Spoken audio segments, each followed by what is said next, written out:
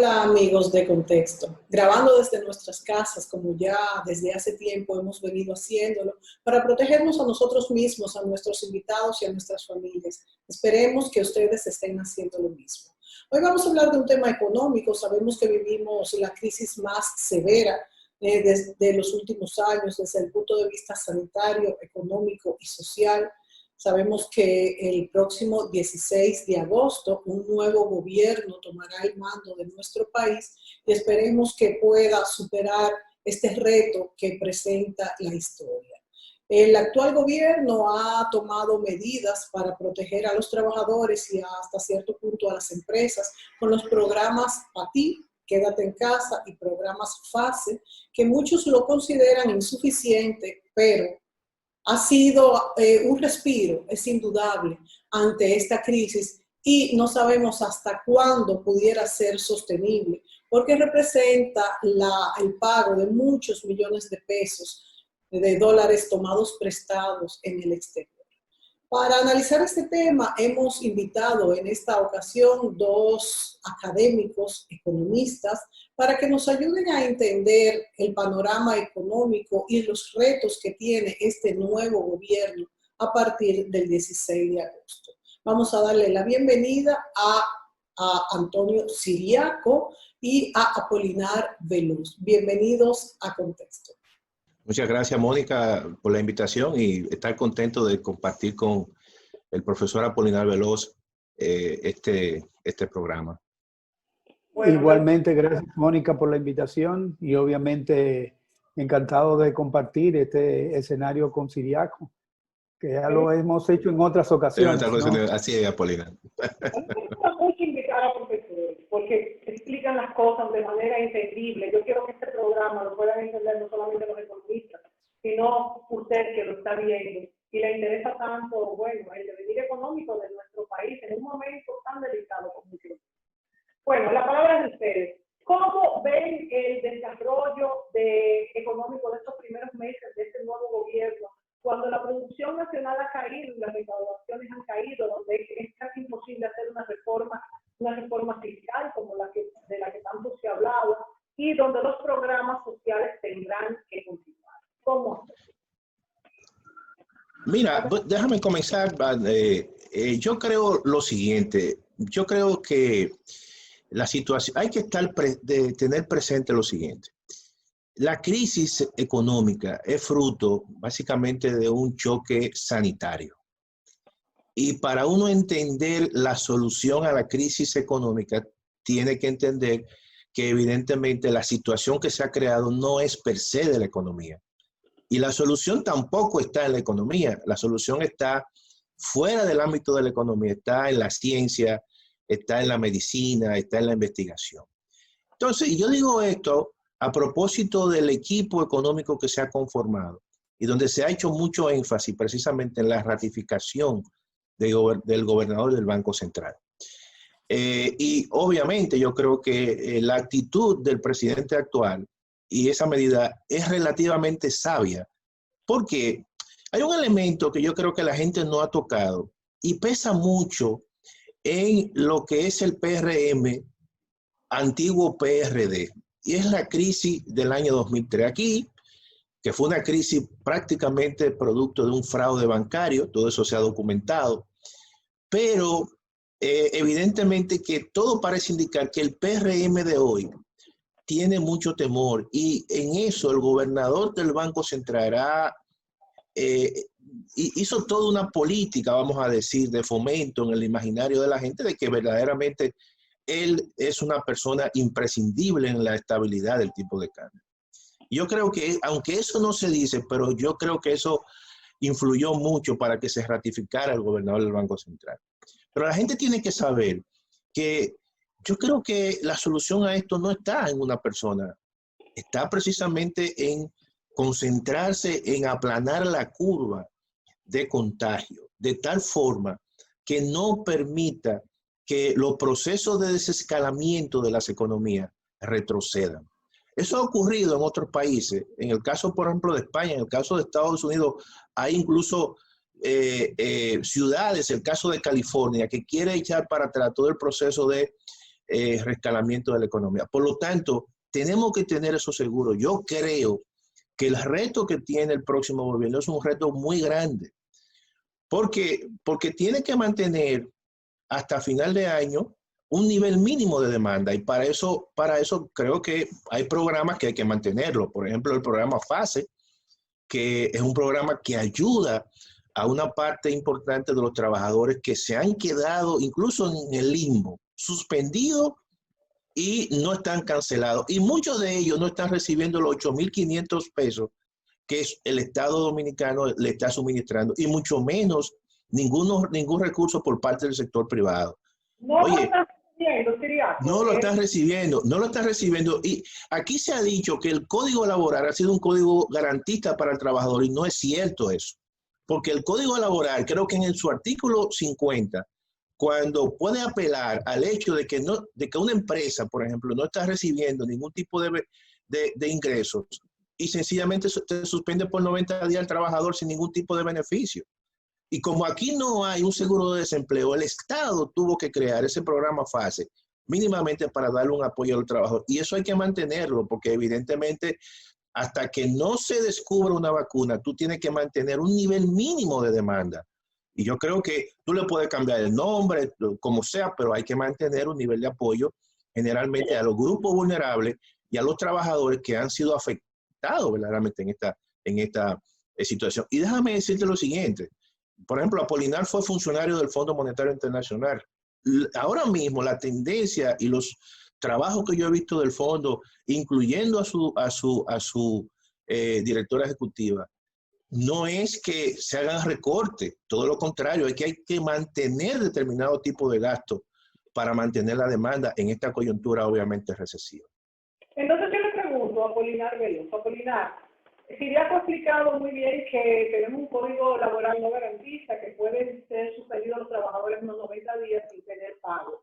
Ahora bien, el gobierno ha tenido que hacerse cargo, cosa que yo lo veo muy bien. Están en un país como el nuestro, donde las compañías muy grandes son las menos, de hecho, los trabajadores informales pasan el 50%, hubieran podido las empresas sin ninguna entrada hacer estos pagos, o tú ves bien que el gobierno se haya hecho cargo de esto. Y la segunda pregunta que quiero hacerte es si eres partidario de un nuevo estado de emergencia. Perdón, no escuché la última pregunta. La última pregunta es si eres partidario de un nuevo estado de emergencia que se está solicitando en este momento. Voy a comenzar por la segunda. Yo creo que sí, es necesario, porque es el primer paso para que la economía comience a funcionar sin peligros. Hacer un relanzamiento de la economía en estos momentos sin asegurarse que la tasa de contagio no aumentará es sumamente importante. De manera que si uno quiere que el despegue de la economía sea duradero, entonces debe poner en primer plano resolver el problema del contagio por el COVID-19. Y con respecto a la primera pregunta del Código Laboral, mira, una de las empresas o una de las universidades donde yo estoy está inscrito en el programa FASE. Entonces la Tesorería Nacional me depositaba a mí 5,000 pesos, que a su vez la universidad me lo descontaba, de tal manera que yo no recibía nada. Uno me daba y la misma cantidad se me quitaba. Entonces, yo pienso que ese programa FASE fue diseñado para favorecer a la empresa y no al trabajador, ¿no? Y yo supongo que los trabajadores que estaban supuestos a recibir los 8.500 pesos, no sé cómo eso se ha contabilizado en sus respectivas empresas, pero entiendo que si la forma en que se aplicó en mi universidad se aplica en otras empresas privadas, evidentemente que no ha habido ningún favorecimiento a la gente que dejó de ganar en el mejor de los casos, es decir, que la empresa lo mantuvo y no hizo nada por aquellas personas que perdieron su empleo. ¿Y por qué? Tu universidad te lo descontó porque te lo completó el gobierno, o sea que tú venías recibiendo tu mismo sueldo. No, no, lo que pasa es, si a ti te dan, o sea, si a ti te pagan 10 y Siriaco me da 2, pero esos 2 que me dan, tú me lo quitas, entonces, ¿cuánto yo gano? Los mismos 10. Claro. Ahora bien, ¿quién recibió 2? La empresa. ¿Está bien? Entonces, desde ese punto de vista, yo pienso que el programa FASE debe rediseñarse para que efectivamente llegue a los trabajadores, llegue a la gente, a los informales.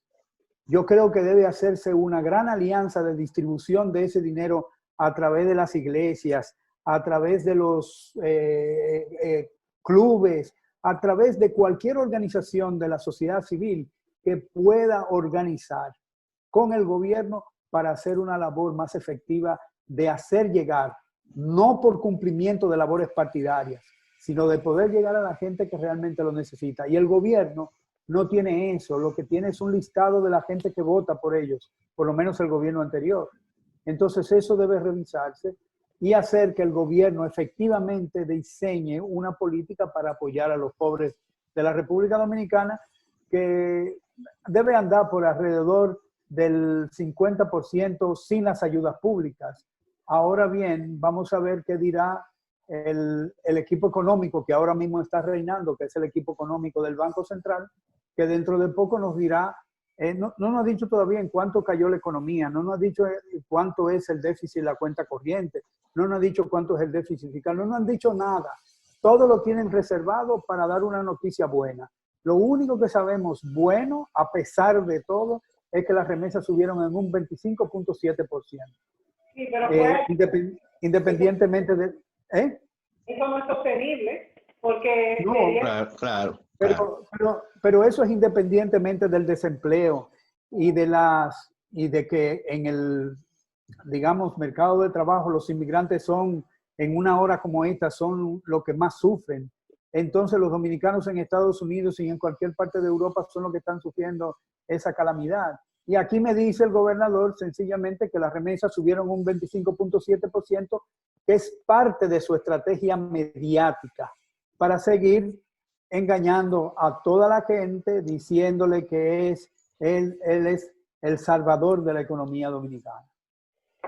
Yo quisiera preguntarle a Antonio Siriaco. Siriaco, tú también has más o menos dicho lo mismo que ha dicho Apolinar Veloz en cuanto a que esta ayuda de FASE ha sido más para las empresas que para los empleados. Sin embargo, yo pregunto, porque me importa mucho la sostenibilidad de todas las empresas, principalmente de las medianas y pequeñas empresas, que son la mayoría en nuestro país. Sí, por ejemplo, tenemos un salón de belleza. Y ese salón de belleza ha estado cerrado durante todo este tiempo y ha abierto y está funcionando a su mínima expresión. Yo particularmente no creo que este dueño o dueña de este salón de belleza pueda pagarle el salario total a sus trabajadores, entonces quedarían sin dinero. Por eso yo no creo que el programa FASE estaría, desde ese punto de vista, mal enfocado. ¿Cuál es tu posición? No te escuché bien la última parte porque se estaba como cortando un poco. Sobre el salón de belleza, tú me decías...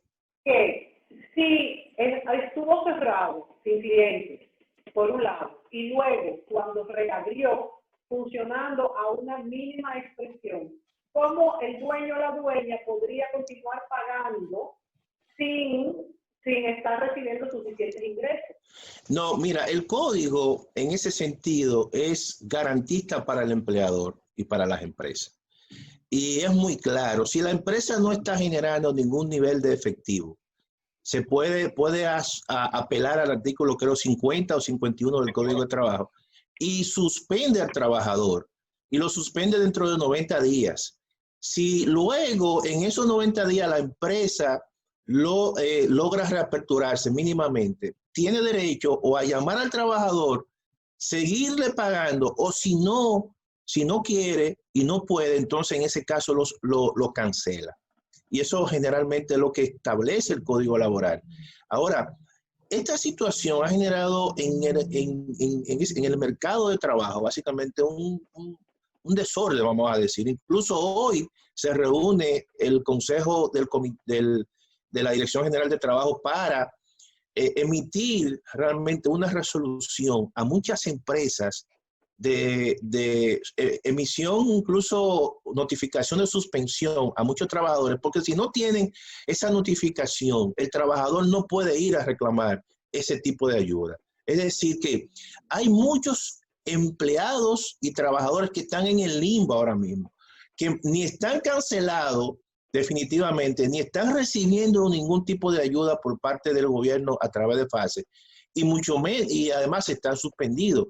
Es decir, que la situación que hay ahora mismo, que afecta a más de 827,000 trabajadores, es una situación bastante difícil. A eso hay que buscarle una solución. Por eso yo digo, y eso está clarísimo, que como no hay aquí un seguro de desempleo de tal forma explícitamente en el Código de Trabajo, sencillamente se ha creado ese programa.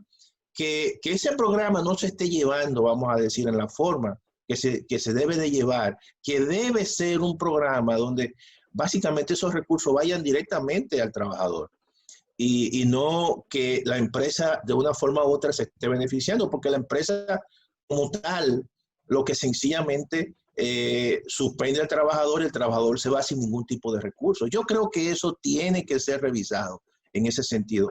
Hay otro programa que Apolinar hizo énfasis, no sé cómo está funcionando, porque no hay una base de datos en la República Dominicana sobre, de forma explícita, la gente que están de manera informal, que tienen un negocio, que son venduteros, que tienen un negocio en una esquina. Eso, aquí no hay una base de datos.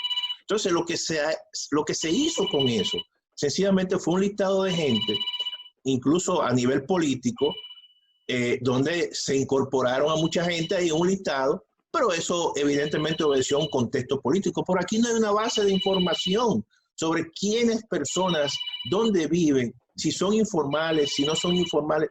Eso no lo hay. De manera que todo eso hay que replantearlo, porque ahí hay una cantidad de recursos, incluso bastante, que se han dedicado a la política o se dedicaron a la política en esta coyuntura electoral. Definitivamente. Vámonos entonces a la pausa. Y me gustaría continuar con Apolinar Veloz hablando de si es momento de seguir tomando prestado, porque no vemos de dónde pudiéramos sacar ni siquiera para mantener el presupuesto, más si hay que pues hacer más ayuda. Volvemos inmediatamente.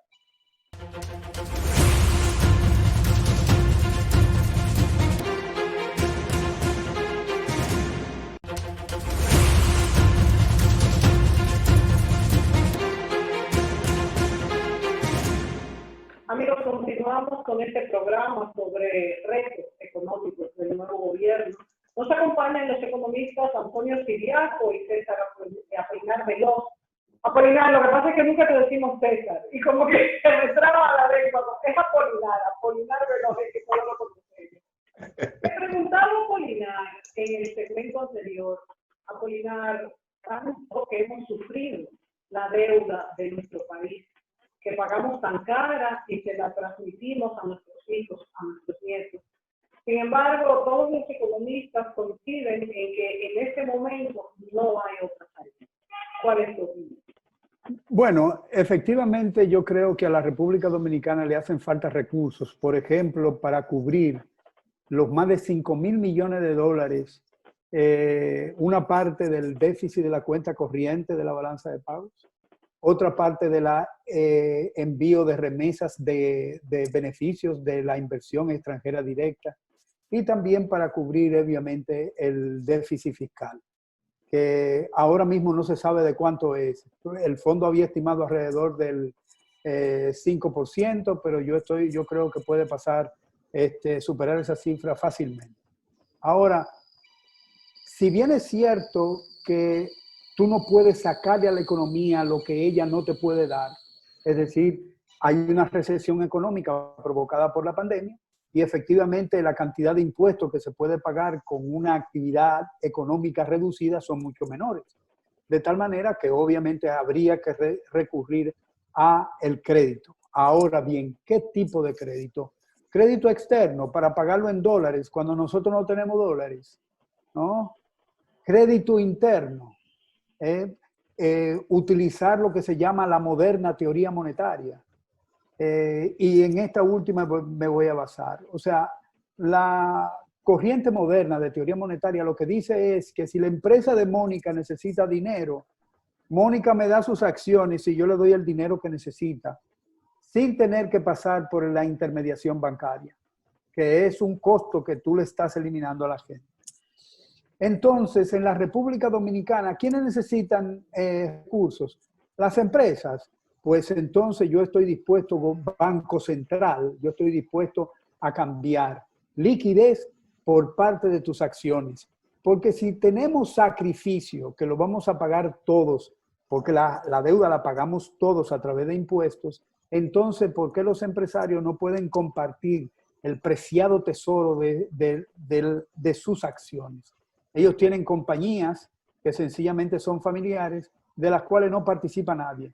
Ellos hablan del mercado, pero sin embargo no ponen en el mercado las acciones para ver si efectivamente las empresas que ellos tienen valen lo que ellos dicen que valen.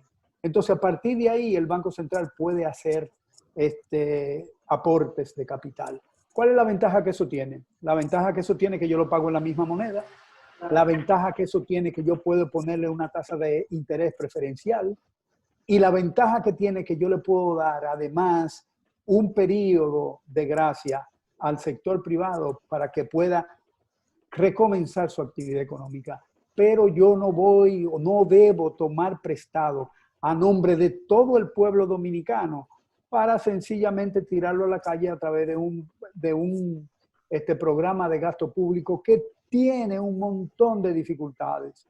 O sea, todavía no se han limpiado las nóminas, todavía no se ha limpiado el registro de las empresas que son suplidoras del Estado. Todavía no se ha revisado nada, todavía no se tiene nada. Y sería muy, digamos, desdichado hacer una afirmación de que yo voy a tomar prestado porque lo tengo todo claro y sencillamente lo puedo pagar posteriormente, cuando efectivamente lo que hemos hecho con la deuda pública externa es ponernos un fardo pesadísimo sobre las espaldas de todos los dominicanos que trabajamos y tributamos en la economía nacional.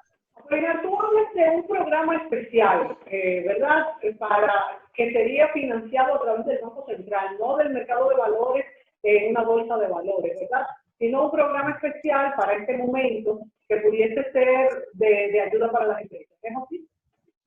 Es así. O sea, yo lo que quiero es... aquí sabemos que los bancos están muy concentrados y fruto de esa concentración, el precio de sus préstamos es muy alto. De tal manera que una empresa, si el Banco Central le facilita dinero a los bancos y el Banco Central se lo presta a las empresas, entonces se lo va a prestar caro, porque ellos tienen un margen de intermediación exageradamente alto por la concentración bancaria que hay. Entonces, lo que debe hacer el Banco Central, que obviamente no es el Banco Central que lo puede hacer, y esperemos que el Banco Central, que tenga un nuevo incumbente, piense en eliminar la intermediación bancaria para evitar costos excesivos a la banca, para que ellos puedan hacer uso en mayor medida del crédito que le puede dar el Banco Central a ellos directamente y no a través de la intermediación bancaria. Entonces yo le pregunto a Antonio Ciriaco. Apolinar ha hablado de distintas maneras de sortear esta crisis económica. Cuando la crisis del 2008, los que no somos economistas, aprendimos que los Estados Unidos, mandando dinero a la calle, de hecho inorgánicos, salieron de la crisis más rápido de lo que salió Europa, que lo que hizo fue que construyó nuestra economía. Yo, que no soy economista, quedé asombrada ante este método, que pensaba que era totalmente lo contrario de lo que se debía de hacer. Pero he visto que Estados Unidos salió mucho más rápido de la crisis que Europa, que luego tuvo que aplicar el mismo método. ¿Pudieras hablarnos tú de lo que crees que podría pasar en este caso, donde Apolinar, que interpreto que lo que él ha dicho es que tirar a la calle inorgánicos no es lo que va a resolver la crisis, que es lo que yo pensaría como no economista, pero que me contradice lo que ha pasado en los últimos tiempos sorteando crisis? ¿Qué nos podrías decir tú ante eso? Mira, es interesante la propuesta y el planteamiento que hace Apolinar, porque parte precisamente de lo que es la teoría monetaria moderna.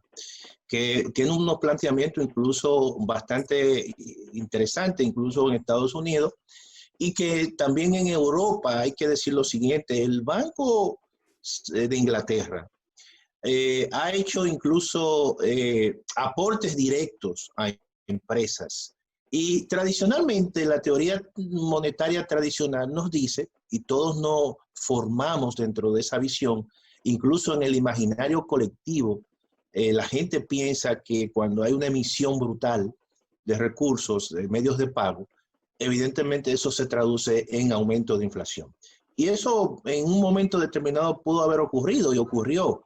Pero el mundo de hoy es un mundo totalmente diferente. La política monetaria de hoy es una política que se está desarrollando en un mundo donde hay ya otros medios de pagos y donde incluso las mismas criptomonedas han incursionado y le han quitado incluso parte de la emisión monetaria de los bancos centrales. Esos son elementos que han venido fruto precisamente de la crisis del año 2008 y 2009. O sea, todo eso de las criptomonedas surge a partir del 2009 y se esperaba que la emisión, básicamente ese balance de la Reserva Federal que pasó de 600.000 millones de dólares a hoy en día 4 billones de dólares. Wow. Esa cantidad es el famoso helicóptero, ¿no? Regando dinero, el famoso helicóptero de Milton Friedman.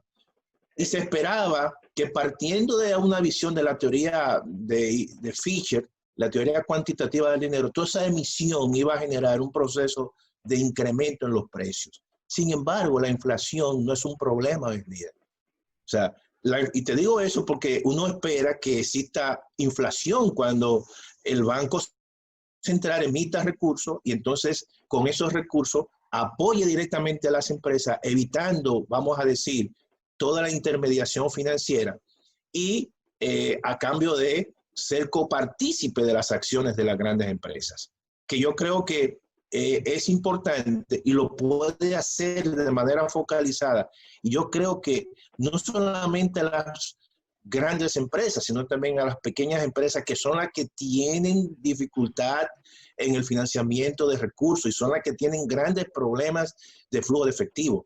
Y yo creo que no va a pasar nada, porque no es cierto que el mundo de hoy el problema sea la inflación. Todo lo contrario, el problema de hoy en día y del mundo de hoy es la deflación. Los precios prácticamente han estado muy controlados en todo el mundo. Y la lucha de los bancos centrales ha sido precisamente por aumentar la inflación. De manera que yo creo que esta situación ante una coyuntura de una recesión mundial, que posiblemente incluso el mismo Fondo Monetario Internacional estimó para este año una contracción de casi un 5%, 4.9%. Y en el caso, por ejemplo, de economías como la norteamericana, menos 8%. Y muchas economías europeas, menos 10%. América Latina también va a tener una contracción importante, donde los dos grandes países, tanto México, una contracción de menos 10%, y Brasil de menos 9.4%. Yo creo que el hecho de que se pueda hacer emisión e ir directamente en auxilio para mantener un nivel de demanda y un nivel de operación de las empresas para que no puedan generar altos niveles de desempleo, yo creo que eso no va a generar ningún tipo de inflación. El problema es que en gran medida los economistas han estado básicamente formados bajo la teoría tradicional. Y entonces nosotros inmediatamente nos alarmamos, pero yo creo, Mónica, que tenemos que ser creativos en estos tiempos. Son tiempos, y eso fue lo que hizo Estados Unidos. Por ejemplo, marcharon mediante una política monetaria no convencional, siempre con el temor del pasado. Sin embargo, le dio resultado y pudieron salir de la crisis mediante políticas heterodoxas y creativas. Y Europa hizo todo lo contrario,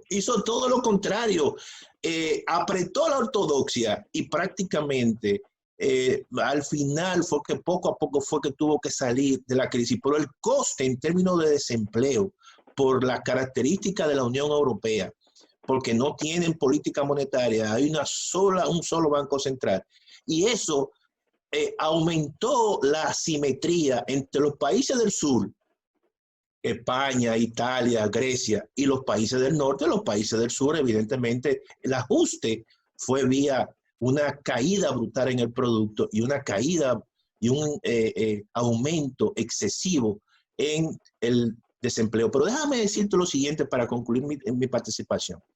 El tema del endeudamiento hay que verlo a lo largo del ciclo de la economía. Cuando nosotros tuvimos un periodo de alto crecimiento, la política debió de ser de reducción de la deuda pública, de reducción del ritmo de crecimiento de la deuda pública. Hicimos todo lo contrario, pensando que las cosas iban a seguir. Y cuando viene la crisis, que cuando en realidad debemos de endeudarnos, la restricción es evidentemente muy grande y por eso es que tenemos pocas posibilidades de ir a los mercados internacionales o de emitir, por ejemplo, deuda interna, o de ir a los organismos multilaterales a buscar un tipo de financiamiento, porque el espacio que tenemos en la República Dominicana para el endeudamiento es mínimo en este sentido. Por eso yo estoy de acuerdo con la posición de Apolinar. No me olvidé la pausa, justamente me voy a referir a que preguntarle a Apolinar a la vuelta. Bueno, esto tú has planteado una forma muy interesante de préstamos de cómo financiar las empresas en problemas. Pero entonces la parte del gobierno, ¿cómo se haría? Volvemos inmediatamente.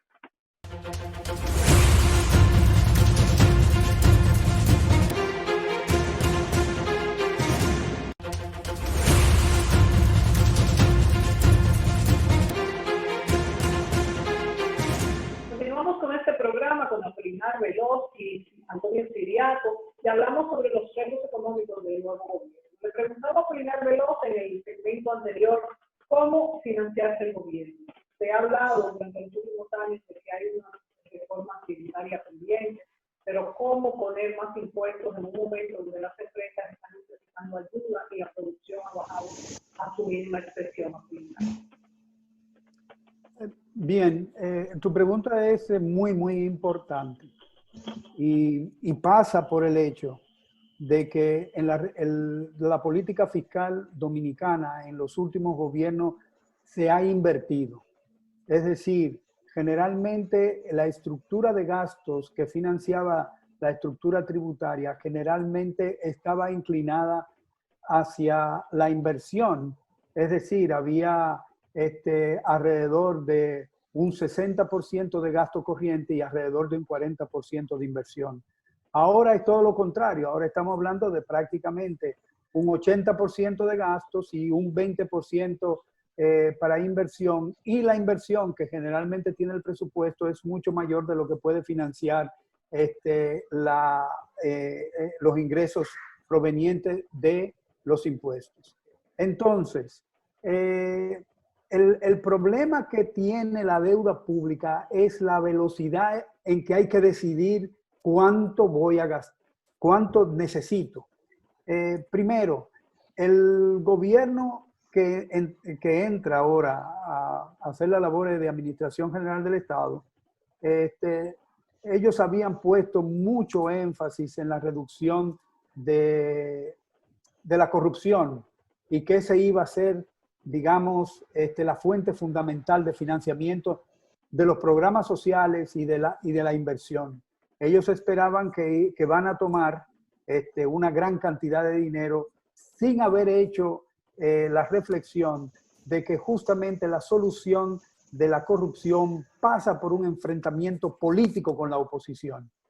Y ese enfrentamiento político con la oposición probablemente alargue el periodo de poder hacer una limpieza general. Segundo, hay temor en las empresas de los nuevos dirigentes de las instituciones públicas de sacar a la gente que está de más, de sacar a la gente que gana sueldo de lujo siendo un policía. ¿Está bien? Entonces, hay efectivamente temor de esos funcionarios de comenzar a hacer el ajuste que tiene que hacer el gobierno. Entonces, si eso es así, si ellos no hacen eso por razones políticas o por razones, digamos, políticas también, pero del lado de la gente que trabaja y que son gente de bajo nivel en el tren gubernamental, entonces evidentemente que toda la dirección de la deuda pública se va al extranjero, con la dificultad de que, primero, Standard & Poor's, Moody's nos redujo la calificación. Eso te iba a preguntar. Tenemos una calificación de riesgos de los bonos dominicanos, bonos que estaban considerados desde antes, desde que eran BB+, eso es bono basura, es decir, bonos altamente especulativos.